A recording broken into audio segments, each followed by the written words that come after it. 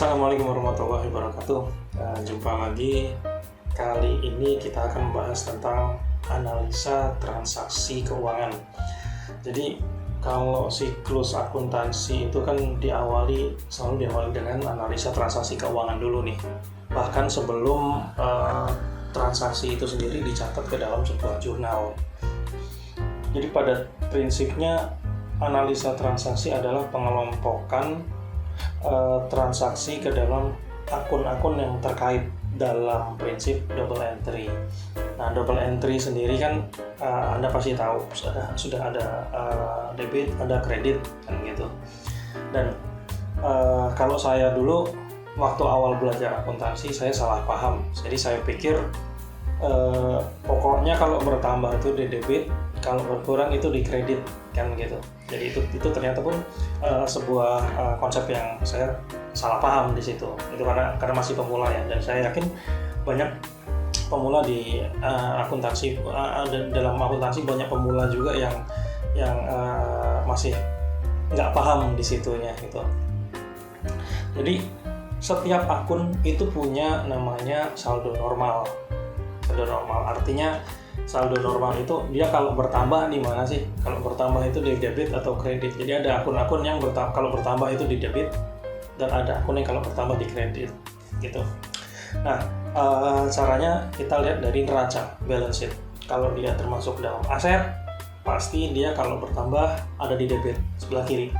Kalau dia liability atau equity, utang ataupun modal, kalau bertambah dia ada di sisi kredit, di sisi kanan.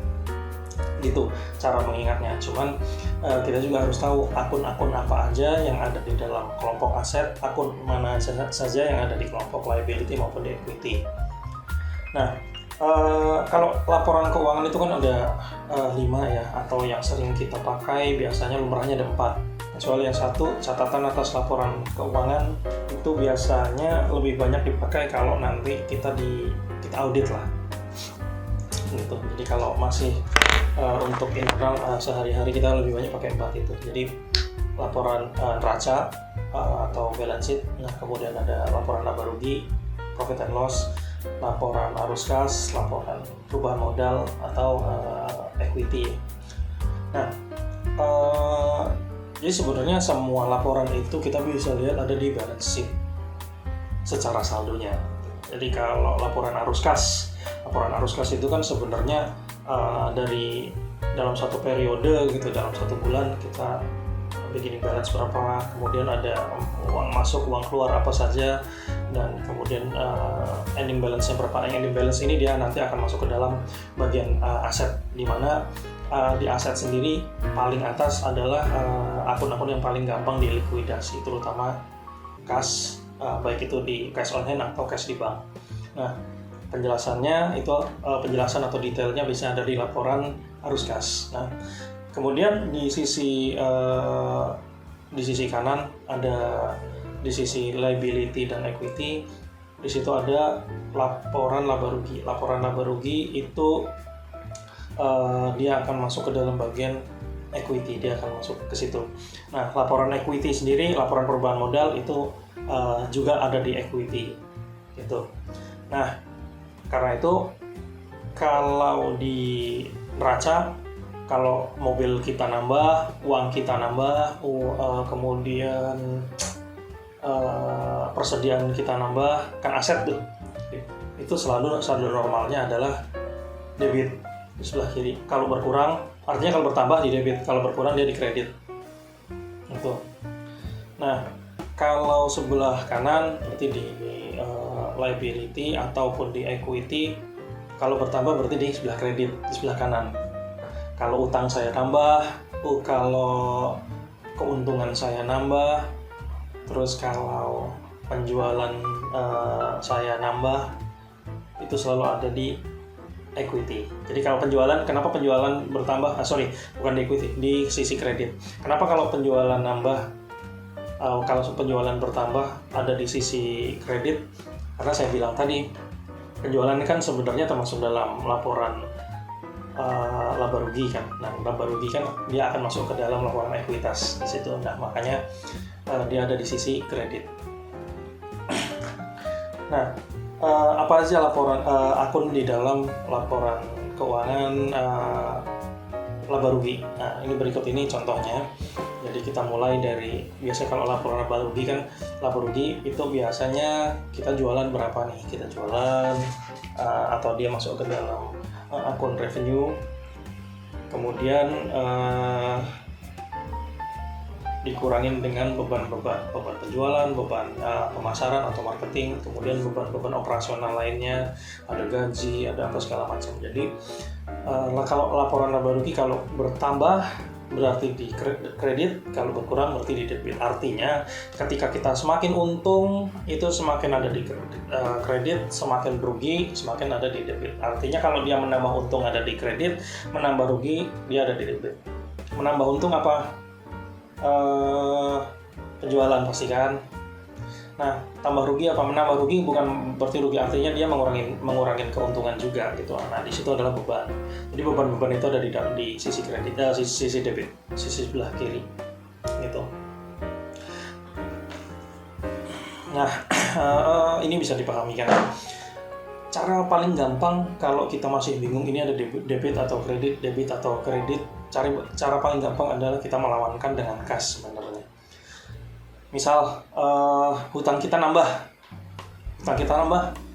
itu ada debit apa kredit? Nah, ada di kredit. Karena apa? Ketika hutang kita nambah, uang kita nambah. Sebenarnya kan gitu. Kalau kita lawankan dengan kas ya, kas dengan hutang. Karena kita pinjam uang ke teman misalnya 10.000, artinya uang kita nambah, kita terima uang 10.000, tapi hutang kita juga nambah. So uang nambah, hutang nambah, makanya hutang dia kalau bertambah ada di sebelah kredit. Terus mobil nambah, itu debit atau kredit. Nah, mobil sebagai aset nih, karena ketika bertambah, kita bayangkan ketika mobil kita bertambah, aset kita bertambah, itu kan kita beli kan. Kalau kita lawankan dengan uang ya, berarti uang kita berkurang dong karena kita harus bayar. Nah, makanya ketika aset itu bertambah, mobil kita nambah, gampangnya kita langsung taruh itu di sisi debit gitu. Jadi ketika mobil nambah, uang kita berkurang, jadi mobil di debit karena uang kita berkurang, uang kita kan di kredit nih kalau berkurang kan gitu. Apalagi satu contoh lagi, misalnya modal kita bertambah. Nah, modal kita bertambah itu debit atau kredit? Modal nambah. Ketika modal nambah kita lawankan dengan kas, artinya kan ketika modal kita nambah artinya uang kita semakin banyak kan gitu. Jadi uang kita semakin banyak, kasnya di debit, artinya modal ketika bertambah ada di kredit. Jadi cara gampangnya untuk langsung menganalisa dengan cepat apakah ini debit kredit, gimana supaya cepat, langsung kita bayangkan ketika kita lawankan dengan uang. Kalau kita ngutang berarti kita dapat uang, kalau kita beli barang berarti uang kita keluar. Jadi ketika kita beli barang pasti ada di pasti ada di debit karena uang kita keluar nih, kredit kalau kita lawankan dengan uang. Analisa cepatnya gitu.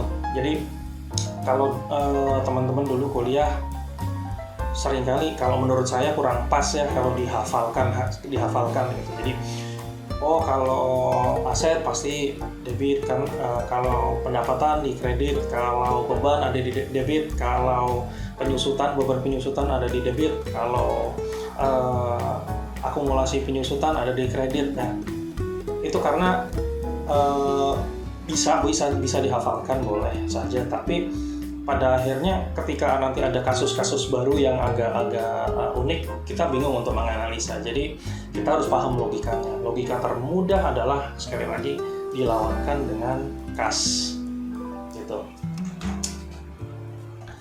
Kalau di materi pengantar akuntansi di bab 2 itu kan memang membahas analisa transaksi ya. Di situ banyak misalnya pakai metode T-account. Jadi itu sebenarnya untuk membantu Anda untuk memahami sebuah transaksi gitu. Tapi nanti ketika sudah masuk ke dalam dunia sesungguhnya gitu ya, dalam dunia kerja ataupun ketika Anda nanti sudah menjadi akuntan, T-account itu udah jarang dipakai lagi gitu. Prinsip itu sebab Anda harus sudah bisa melogikakan dengan cermat langsung debit kreditnya seperti apa, kemudian masuk ke dalam sistem Nah, uh, dari satu bab itu analisa transaksi sebenarnya tadi prinsipnya cuma dua. Jadi yang pertama, Anda harus tahu ketika ada transaksi ini masuk ke dalam kelompok yang mana. Apakah dia masuk ke dalam kelompok laba rugi, apakah dia masuk ke dalam neraca. Nah, ketika masuk neraca, dia masuk ke dalam kelompok yang mana, apakah aset, liability, atau equity. Kemudian kalau di dalam laba rugi pun apakah dia menambah keuntungan atau mengurangi keuntungan. Kalau menambah keuntungan artinya dia penjualan, kalau mengurangi keuntungan dia beban. Jadi kalau di aset ketika dia masuk ke dalam kalau di neraca ketika dia masuk ke dalam kelompok aset, artinya dia ketika pertama ada di debit. Kalau kelompok liability dan equity pertama ada di kredit. Begitu juga laba rugi. Begitu juga arus kas. Arus kas gampang, malah paling gampang kalau arus kas. Ketika kas itu bertambah dia ada di debit, ketika dia berkurang dia ada di kredit. Udah gitu aja. Nah, cuma nanti pengembangannya Anda latihan, Anda coba. Anda kalau ada bukunya Anda bisa coba soal-soalnya. Nanti saya akan berikan contoh-contoh soalnya supaya lebih paham. Tapi untuk memahami seperti itu tipsnya, jadi bab 2 itu sebenarnya analisa transaksi itu kalau menurut saya itu paling penting, tapi sebenarnya paling cepat untuk dibahas karena nanti Anda bisa mengembangkan sendiri. Jadi selalu kalau contoh soalnya, contoh kasusnya adalah ketika PT XYZ membeli ini dengan hutang, bagaimana? Karena kita kadang membeli barang sesuatu kan kenyataannya nggak selalu pakai uang kan. Kadang kita dengan hutang, dengan muncul hutang, kita beli mobil kredit, kita beli bahkan beli handphone pun bisa pay later lah misalnya, bayar 1 bulan kemudian dengan term of payment tertentu lah, 1 bulan misalnya. Di situ ketika teman-teman paham, Anda paham dengan konsep tadi, konsep analisa transaksinya, pasti dengan mudah untuk melakukan transaksi dan menyusun laporan keuangannya dengan tepat gitu. Kembali lagi semuanya nanti ada di pengembangan Anda sendiri terhadap kasus-kasus yang ada.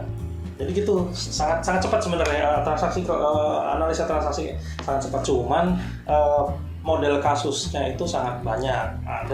Ada misalnya yaitu tadi kalau kita selalu melawankan dengan kas kan. Sekarang kalau dengan hutang gimana? Saya beli mobil tapi dengan hutang gitu. Berarti mobilnya bertambah, hutangnya bertambah. Mobil kan aset, jadi dia bertambah di debit, hutang kan liability, dia akan tambah di sisi kreditnya. Jadi debit kreditnya udah jelas. Kalau pakai kas, kalau pakai uang, padahal sama-sama di aset tuh. Jadi bisa jurnalnya gitu, sama-sama di aset uangnya, tapi satu asetnya berkurang, satu asetnya bertambah. Nah, itu nanti semua akan disusun menjadi sebuah neraca saldo. Dimana neraca saldo itu nanti dia hasilnya harus 0. Maksudnya kelompok debit dan kreditnya dia harus 0. Karena kan kita menggunakan prinsip double entry kan. Double entry. Jadi ada setiap transaksi minimal mempengaruhi 2 account.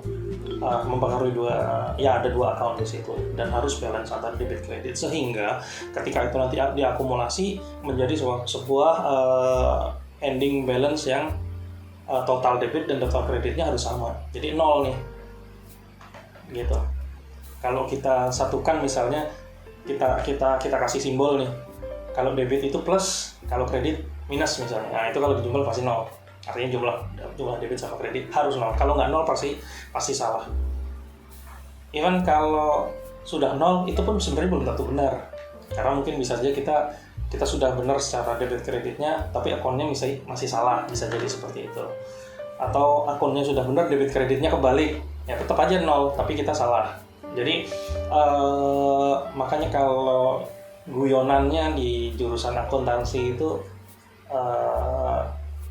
benar nggak benar harus balance, artinya harus balance dulu nih, harus 0 dulu antara debit kreditnya, baru diperiksa ini benar atau enggak. Jadi tapi karena kalau debit kreditnya aja udah nggak 0, itu mau seperti apapun pasti salah, pasti ada yang salah. Tapi kalau sudah 0, baru kita cek apakah akunnya sudah benar. Jadi semua kita analisa dari situ dulu, apakah sudah 0 kita cek. Nah, tapi kalau nanti Anda sudah masuk ke dalam dunia usaha, dunia kerja, udah nggak pakai nol-nolan lagi, karena kita udah pakai sistem. Biasanya mereka sudah pakai sistem akuntansi, apakah itu yang paling sederhana sekalipun sampai yang paling canggih, yang paling mahal sekalipun, itu pasti sudah otomatis ketika kita masukkan pembelian mobil secara kredit, nanti akan terbentuk jurnal yang otomatis. Nah, ini tips aja kalau Anda sudah masuk ke, ada teman-teman yang sedang tadinya kuliah kemudian masuk ke dalam dunia kerja, sebenarnya sudah pakai sistem sudah mudah. Tapi kecerdasan Anda atau pemahaman Anda akan diuji ketika ada masalah di situ, ada sesuatu yang unik. Ini tapi ada masalah seperti ini, ada masalah seperti ini. Bagaimana Anda memahami? Ini harusnya seperti ini jurnalnya. Kita harus ada jurnal penyesuaian, kita harus ada reklasifikasi akunnya atau seperti apa. Karena kalau transaksinya normal semua, sebenarnya baik yang paling pinter ataupun yang paling nggak pinter itu nggak kelihatan karena sudah pakai sistem. Jadi mudah sebenarnya. Kalau di dunia kerja itu kalau sudah misalnya transaksinya normal itu mudah semua. Jadi kita nggak akan pernah tahu. Nah, akuntan-akuntan yang hebat ini biasanya ya seperti kayak pelaut yang hebat, biasanya terbentuk dari ombak dan badai yang keras. Begitupun akuntan-akuntan hebat ini baru teruji ketika ada permasalahan, ada kasus-kasus yang unik di situ, nggak bisa diselesaikan dengan metode yang biasanya dipakai di dalam sistem. Begitu.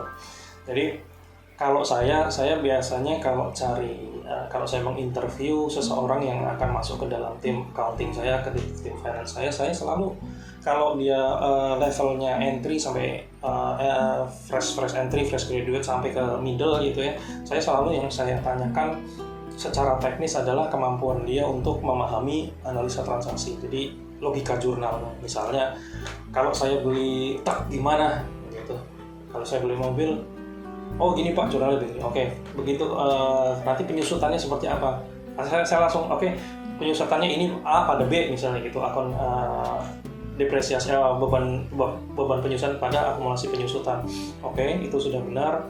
Lalu yang mana yang masuk laba rugi, yang mana masuk ke balance sheet ke neraca kayak gitu. Jadi harus paham. Kalau itu secara basic nggak paham agak susah nantinya. Jadi perkuat pemahaman Anda tentang logika atau analisa transaksi supaya nanti ke depannya Anda ketika menghadapi masalah atau ada sesuatu kasus yang unik, Anda tahu solusinya. Di situ yang nanti akan terjaring mana yang akuntan yang berkualitas dengan yang kurang berkualitas gitu. Kalau untuk analisa transaksi kayaknya sampai situ aja sih. Pengembangannya Anda lihat-lihat kasus, Anda bisa googling banyak soal tentang analisa transaksi, tentang jurnal. Kemudian kalau Anda yang kuliah masih punya bukunya, silakan dikerjakan soal-soalnya. Dan saya nggak bosan mengingatkan, kalau Anda masih kuliah, supaya sukses boleh main sepuas-puasnya, boleh ngapain sepuas-puasnya lah, artinya secara positif ya. Tapi untuk tugas kerjakan sendiri supaya Anda siap, supaya Anda semakin terlatih. Kalau udah kuliahnya banyak main, kemudian tugasnya nyontek, waduh berat nanti nggak jadi nggak jadi. Banyak teman-teman saya yang sukses lah ya gitu. Teman-teman saya itu dulu ya main juga, kalau sore main bola apa segala macam, tapi ketika tugas mereka ngerjain sendiri, pagi kumpulkan, kuliah main lagi, udah habis itu kerjain soal sendiri gitu. Mungkin untuk analisa transaksi berdua ini saya ulangi lagi, ini sangat simpel sebenarnya, jadi Anda kembangkan sendiri ya untuk latihan soal. Selanjutnya nanti terserah Anda untuk memahami. Terima kasih. Assalamualaikum warahmatullahi wabarakatuh.